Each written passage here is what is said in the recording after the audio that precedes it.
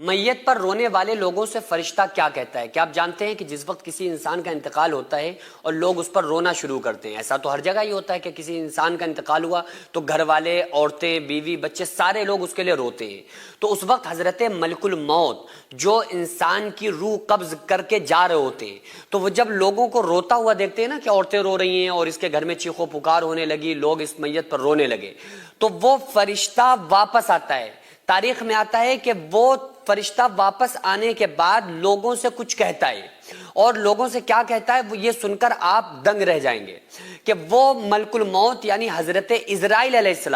السلام ہی انسان کی روح قبض کرتے ہیں۔ یہ اسرائیل علیہ السلام جو ایک فرشتہ ہیں اور انہی کو حضرت ملک الموت کہا جاتا ہے۔ ملک الموت مطلب موت کا فرشتہ۔ اللہ تبارک و تعالیٰ نے موت پر اختیار دیا ہے، اللہ کے حکم سے یہ روح قبض کرتے ہیں۔ تو یہ حضرت اسرائیل علیہ السلام ہے، یہ ان کی ڈیوٹی ہے کہ یہ انسانوں کی روح کو قبض کرتے ہیں۔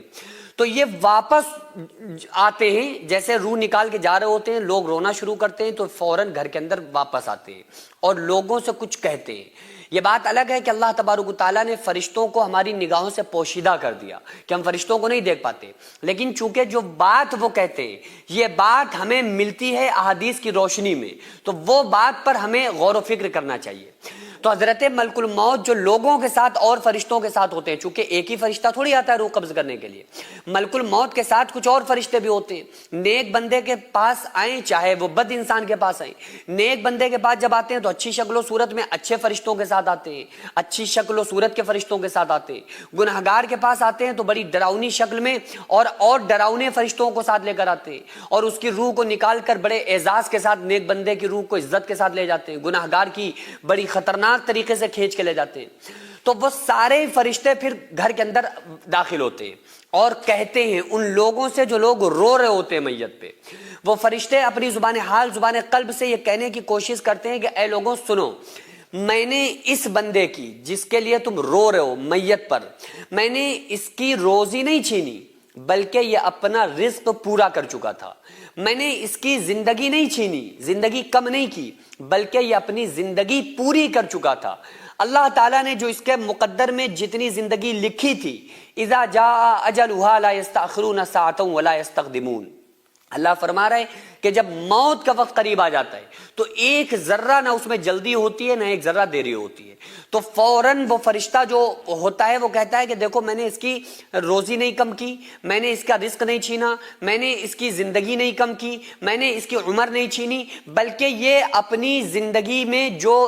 زندگی کے لمحات تھے وہ جی چکا تھا، جو اس کی قسمت میں جو رزق تھا یہ کھا چکا تھا، جتنا اس کے مقدر میں پانی تھا یہ پی چکا تھا، اور جتنا اس کے مقدر میں تم سب کا ساتھ تھا یہ گزار چکا تھا، لہذا اس کا ٹائم پورا ہو گیا، اب اس کو جانا ہے، اور یہ تو اب تمہاری گھر سے چلا گیا، اب یہ جا رہا ہے، لیکن سنو میں آج پہلی بار نہیں آیا ہوں۔ یہ کون کہتا ہے؟ فرشتہ کہتا ہے، ملک الموت کہتے ہیں کہ لوگوں میں آج پہلی بار نہیں آیا ہوں بلکہ اس سے پہلے بھی بہت بار آیا ہوں، چونکہ ظاہر ہے کہ وہ جو انسان کا انتقال ہو رہا ہے وہ پہلی بار تھوڑی ہو رہا ہے، اس کے باپ داداؤں میں، سگر داداؤں میں سبھی کا انتقال ہوتا ہے۔ تو فرشتے کہتے ہیں میں پہلی بار نہیں آیا ہوں، میں اب آیا ہوں، اس سے پہلے بھی آیا ہوں اور بار بار آتا رہوں گا، اس وقت تک میں آؤں گا جب تک کہ اس گھر میں کوئی نہ کوئی انسان موجود رہے، یعنی کہ جتنے بھی دنیا کے اندر انسان موجود ہیں،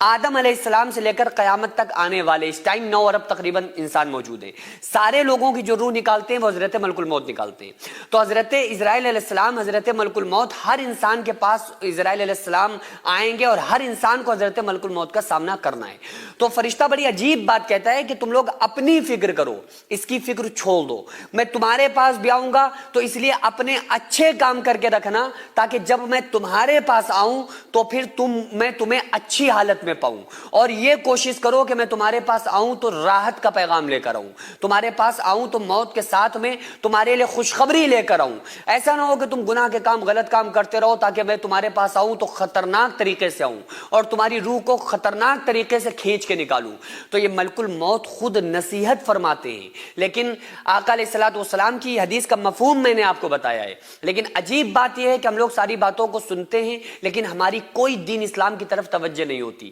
ہم زندگی میں ایسے جیتے ہیں جیسے ہمیں مرنا ہی نہیں ہے. اس لیے کہا جاتا ہے موتو قبل ان تموتو, کہ مر جاؤ مرنے سے پہلے. یعنی دنیا میں رہو لیکن اپنی خواہشات, ان خواہشات کو جو دین اسلام سے آپ کو الگ کر دیں, ان خواہشات کو مار دو, ختم کر دو, اور اللہ اور اس کے رسول صلی اللہ علیہ وآلہ وسلم کے غلام بن کے اس دنیا میں زندگی گزارو.